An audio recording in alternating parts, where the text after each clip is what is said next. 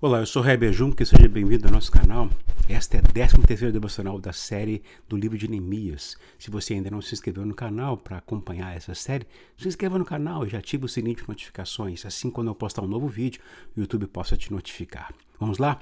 O tema da devocional de hoje é bênção e maldição. Como escolher as bênçãos em vez da maldição? A devocional de hoje está baseada em Neemias capítulo 9, versículo 16, até o capítulo 10, verso 29.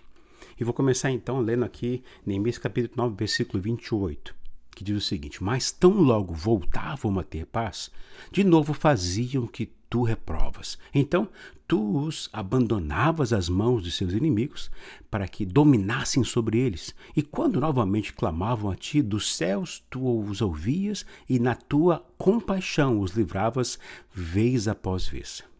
Na devocional anterior, falamos que os levitas conclamaram o povo a louvar a Deus pelas bênçãos, pela provisão, pelos livramentos, enfim, pela vida. Mas a partir do verso 16, Neemias traz um alerta ao povo, dizendo que os antepassados se tornaram arrogantes e obstinados e não obedeceram aos mandamentos do Senhor, escolheram os seus próprios caminhos e recusaram ouvir a voz de Deus, desobedeceram às suas ordens. Mas Deus, Ele é Deus perdoador, bondoso, misericordioso, amoroso e muito paciente. Por isso, não os abandonou. Neemias, ele falou a verdade aqui. Creio que para alertar o povo do perigo de fazer as mesmas coisas que os antepassados fizeram. Ou seja, esse Deus, ele é tão amoroso, tão paciente, que nos deixa provar os resultados de nossa maldição, do nosso mal, de nossa desobediência e rebelião. Ele chama a nossa atenção, às vezes, por meio da maldição. A maldição é o resultado ou a consequência de desobedecermos aos mandamentos do Senhor. E Deus usa até a maldição para nos alertar, para que possamos ouvir o que Ele está dizendo. E assim, nos voltarmos para Ele e sermos libertos e livres deste mal. No versículo 32, ele conecta a história das gerações anteriores com a geração atual. No versículo 33, ele diz: Em tudo o que nos aconteceu, foste justo, agiste com lealdade, mesmo quando fomos infiéis. Neemias está levando aqui seu povo para olhar para a sua própria geração. Creio que podemos trazer a palavra para nós hoje também. A gente tem que olhar para a nossa geração hoje.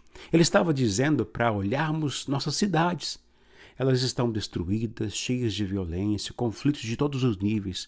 Alguns estão até com medo de sair de suas casas. Já viu isso em algum lugar? Então, a única coisa a fazer é voltar nossos corações para Deus, confessarmos nossos pecados a Ele e louvá-lo por sua misericórdia e paciência.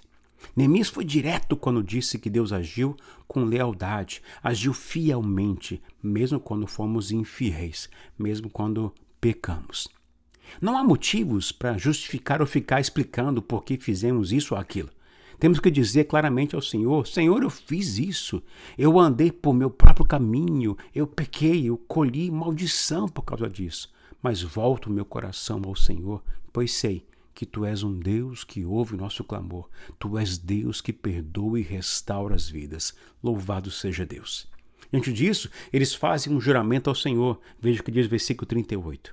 Em vista disso tudo, estamos fazendo um acordo por escrito e assinado por nossos líderes, nossos levitas e nossos sacerdotes. Esse versículo inclui uma lista do que pode ser chamado de votos ou juramento dos comprometidos. Essas pessoas veem a necessidade de preservar e perpetuar as mudanças em seus estilos de vida, para andar em obediência a Deus. Assim, eles assinam esse acordo para se comprometerem com esse propósito. Esse acordo representa uma espécie de juramento de fidelidade e lealdade plena e completa ao Senhor e seus mandamentos. Isso, na verdade, é uma aliança que fizeram com o Senhor. Em outras palavras, eles elaboraram regras de conduta, de estilo de vida que os ajudariam a andar com Deus e a obedecer aos seus mandamentos.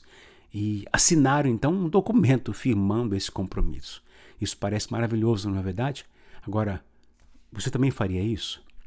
Mudaria ou trabalharia algumas condutas, alguns comportamentos para viver o Evangelho de Jesus no seu dia a dia? Você assinaria um papel de acordo dessa forma com Deus? Você acha que daria conta? Lembrando que Jesus disse que a gente deve negar a si mesmo, tomar a nossa cruz e segui-lo. Bom, mas há um outro ponto muito importante aqui. em última análise, essas pessoas não cumpriram com seus votos e compromissos. A história subsequente revela que todos os velhos costumes e hábitos voltaram a ser praticados por eles. Parece que a história é um ciclo de falhas e de acertos. E a nação de Israel mais uma vez perdeu a bênção de Deus sobre ela e acabou herdando a maldição. Mas por quê? A resposta está no versículos 28 e 29, olha o que diz. O restante do povo, sacerdotes, levitas, porteiros, cantores, servidores do templo e todos os que se separaram dos povos vizinhos por amor à lei de Deus, com as suas mulheres e com todos os seus filhos e filhas, capazes de entender, agora se unem a seus irmãos, os nobres, e se obrigam sob maldição e sob juramento a seguir a lei de Deus, dada por meio do servo de Deus Moisés, e a obedecer fielmente a todos os mandamentos, ordenanças e decretos do Senhor, o nosso Senhor. Uau! O que vemos aqui, eles estavam agindo dependendo de seus próprios esforços para obedecer os mandamentos de Deus. O que isso é impossível. Eles se comprometeram sob maldição e sob juramento em seguir a lei de Deus. Ou seja, eles estavam dizendo, faremos isto ou então sofreremos as consequências de não fazê-lo. Eles estavam confiando em sua própria força da vontade. Não há nada de errado em fazer isso. Mas por que falharam de novo? Porque quiseram fazer na própria força, do seu próprio jeito, na sua própria garra. Não há nenhuma expressão aqui, queridos, de necessidade de ajuda de Deus. Eu diria que faltou nesse compromisso deles humildade e dependência de Deus. Como diz o apóstolo Paulo aos Filipenses, tudo posso naquele que me fortalece. Filipenses 4,13. É isso que faz toda a diferença. O problema não é jurar, não é se comprometer com o Senhor, mas é achar que conseguirá cumprir tudo que jurou na sua própria força, do seu próprio jeito. Deus disponibiliza da sua graça e força para nos ajudar em nossos compromissos, na nossa caminhada como cristão, obedecendo suas ordenanças e sua vontade.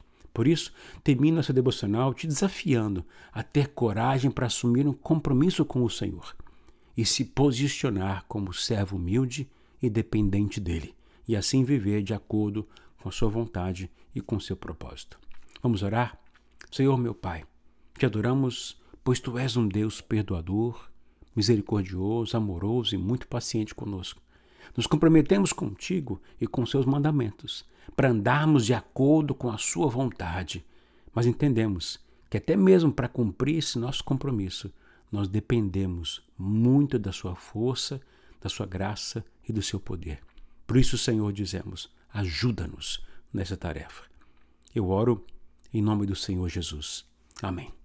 Se esse vídeo aqui abençoou você, deixa um comentário do que Deus falou contigo e curte aí dando um like e manda o link desse vídeo a seus amigos e seus conhecidos. Que Deus nos abençoe e até o próximo vídeo devocional.